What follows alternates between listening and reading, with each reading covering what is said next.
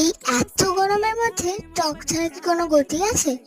তাই জন্য আমার মা রোজ টকের ডাল আর টকের ডাল বানায়, জানো তো। আর কি কারোর ভালো লাগে টকের ডাল খেতে রোজ রোজ? তাই জন্য আমি একটা নতুন জিনিস বানাচ্ছি।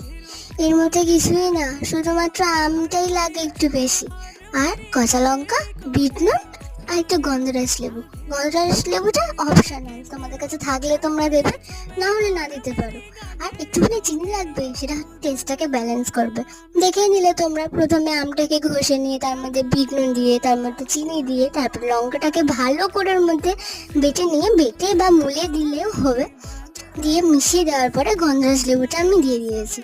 তারপরে সেটাকে ভালো করে মিশিয়ে বাটির মধ্যে তুলে পরিবেশন করো। আর এটা কিন্তু দুর্দান্ত স্বাদের। ভিডিওটা ভালো লাগলে একটা লাইক দিয়ে দিও। লাইক দিতে কিন্তু কোনো টাকা লাগে না, আর একবার বাড়িতে বানিয়ে লেখো। ভালো লাগলে কমেন্ট করে দিও। বাই।